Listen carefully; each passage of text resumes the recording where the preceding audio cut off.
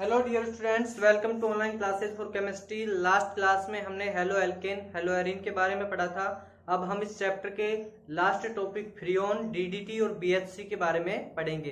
तो सबसे पहले टॉपिक डालें फ्रियोन। तो फ्रियोन क्या होता है? तो फ्रियोन की हम डेफिनेशन दे सकते हैं कि एल्केन के पॉली क्लोरो फ्लोरो व्युत्पन्न, एल्केन के पॉलीक्लोरोफ्लोरो व्युत्पन्न जो हैं वो फ्रियोन कहलाते हैं। 10th क्लास में हमने पढ़ा हुआ है फ्रियोन। अब फ्रियोन की बनाने की विधि की बात करें कि फ्रियोन बनाते कैसे हैं, तो बनाने की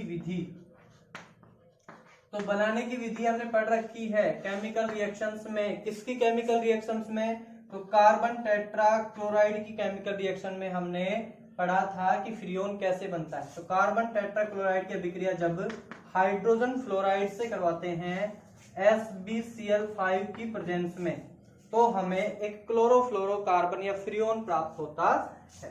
फ्रियोन में हमें मिलेगा CfCl3 प्लस HCl। तो CfCl3 क्या है? क्लोरीन और कार्बन, यानी क्लोरोफ्लोरो व्युत्पन्न है किसका? एल्केन का। तो एल्केन का क्लोरोफ्लोरो व्युत्पन्न फ्रियोन कहलाता है। ये बनाने की विधि हो गई।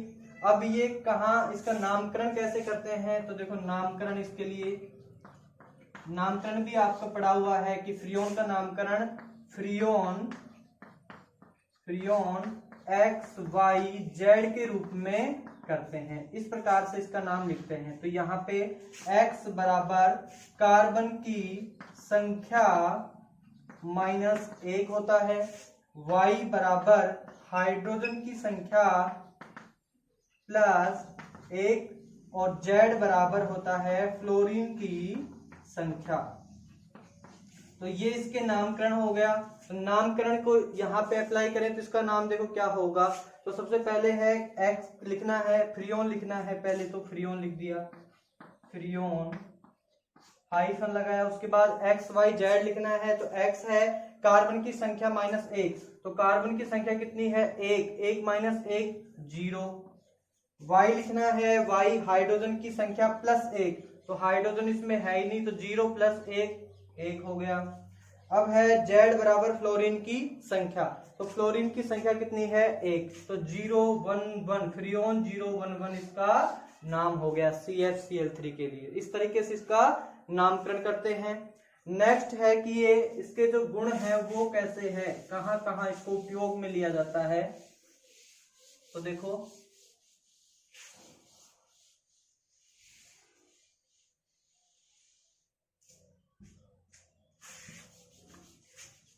ये द्रव अवस्था में रहता है, पहली बात है। दूसरा, ये अक्रिय होते हैं, क्रिया नहीं करते, उच्च दाब पर और ताप पर अक्रिय रहते हैं, कोई क्रिया नहीं करते। इसलिए इनको अक्रिय विलायक के रूप में भी काम में लिया जाता है। अक्रिय विलायक, इनर्ट सॉल्वेंट के रूप में इनको काम में लिया जाता है। अब देखो, इसके अलावा क्या है कि कहाँ कहाँ इनका उपयोग कर सकते हैं। अक्रिय विलायक के रूप में हो गया। उसके अलावा है, इनका प्रयोग करते हैं हम प्रशीतक में, रेफ्रिजरेटर में, इनमें इनका प्रयोग किया जाता है। प्रशीतक में ठंडे होते हैं, ठंडी गैस के रूप में होते हैं, यानी एक वाष्पशील द्रव बोल सकते हैं।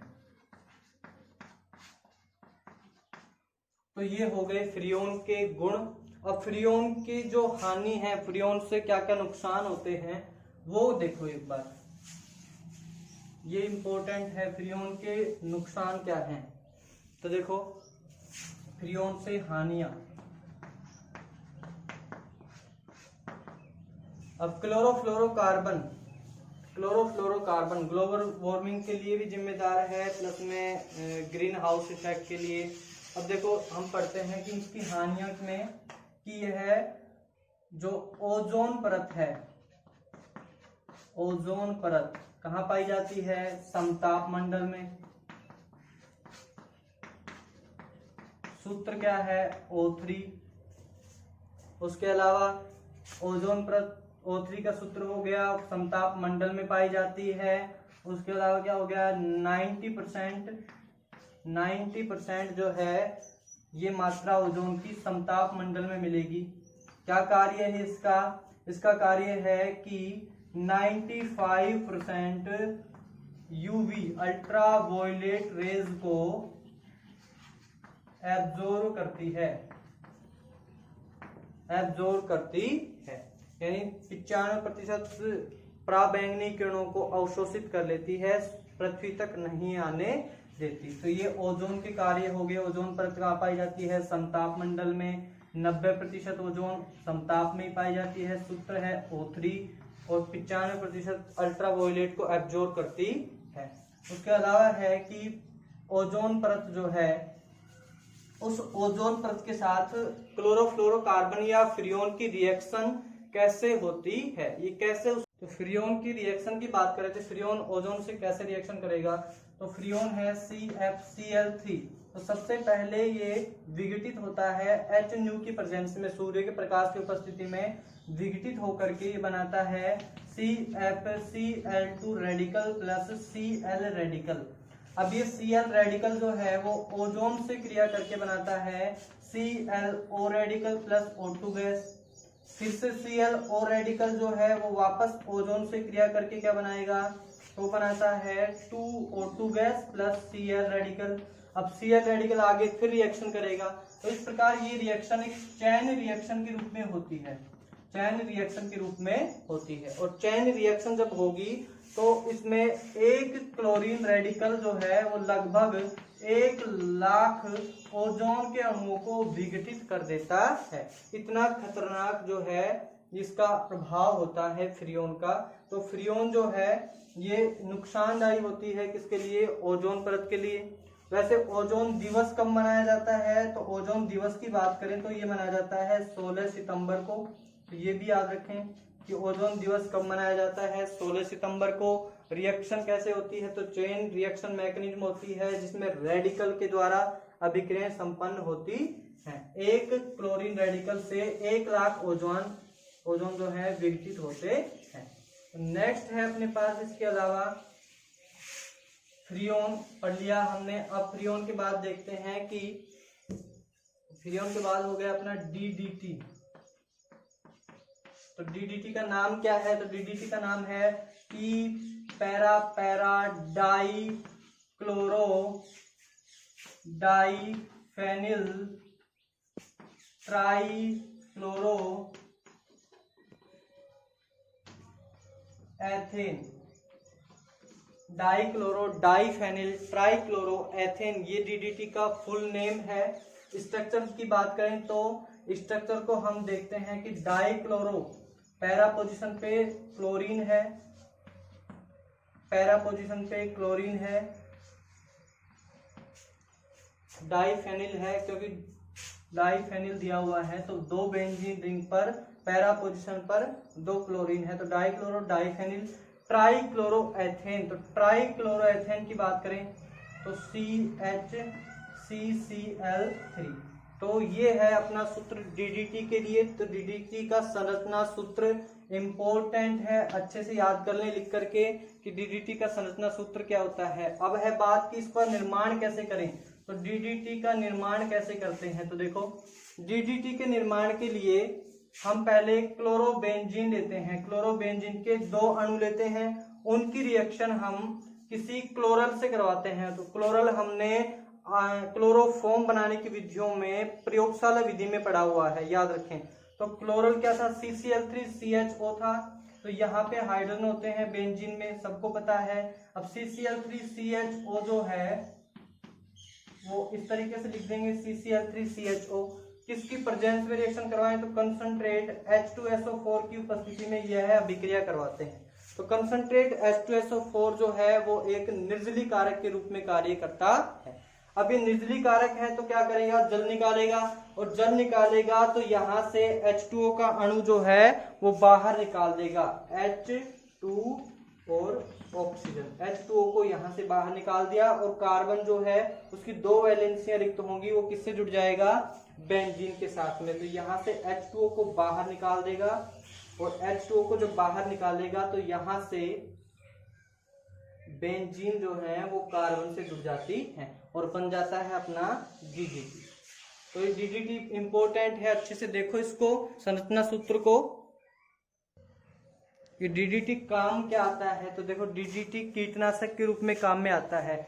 यह है एक सफेद रंग का क्रिस्टलीय ठोस पदार्थ होता है जो एक कीटनाशक के रूप में काम में आता है।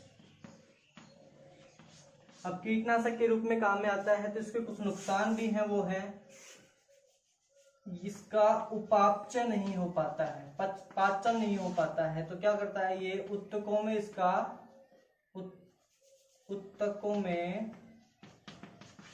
इसका जमाव संग्रहण बढ़ जाता है, जिससे ये नुकसानदायक होता है। इसलिए कुछ स्टेट में इसके ऊपर जो है वो बैन लगाया हुआ है, कुछ में इसको चालू कर रखा है। तो DDT के लिए इंपॉर्टेंट है एग्जाम के हिसाब से, किसकी स्ट्रक्चर कैसे बनेगी, संरचना सूत्र क्या है, बनाने की विधि क्या है, पूरा नाम क्या है।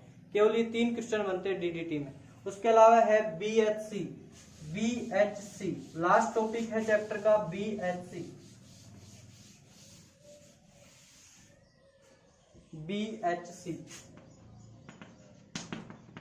फुल नेम हो गया बेंजीन हेक्सा क्लोराइड। ये तो इसका फुल नेम है बेंजीन हेक्सा क्लोराइड। अब IUPAC नेम की बात करें, IUPAC नेम की बात करें तो IUPAC नेम है 1 2 3 4 5 6 हेक्साक्लोरो हेक्सेन, ये इसका IUPAC नेम हो गया। अब उसके अलावा व्यापारिक नेम मिलता किस नाम से है बाजार में, व्यापारिक नाम क्या है, अन्य नाम क्या है, तो इसके व्यापारिक नाम अन्य नाम है गैमेक्सेन और लिंडेन और 666, ये सब इसके व्यापारिक नेम है BHC के लिए। अब BHC को बनाते कैसे हैं, बनाने की विधि क्या है, इसका संरचना सूत्र क्या है, वो भी इंपॉर्टेंट है। तो बनाने की विधि है कि जब बेंजीन की अभिक्रिया क्लोरीन से, बेंजीन की अभिक्रिया क्लोरीन से सूर्य के प्रकाश की उपस्थिति में करवाएं तो बेंजीन का क्लोरीनीकरण होता है और बेंजीन के क्लोरीनीकरण के द्वारा सभी द्विबंध टूट करके कार्बन के ऊपर क्लोरीन जुड़ जाता है। तो कार्बन के ऊपर क्लोरीन जुड़ेगा, हाइड्रोजन पहले से था तो क्या बन गया ClH, तो ये बन गया अपना बेंजीन हेक्सा क्लोराइड या BHC। ये इसका संरचना सूत्र हो गया, निर्माण की विधि हो गई। क्या काम आता है, तो काम आता है कीटनाशक के रूप में।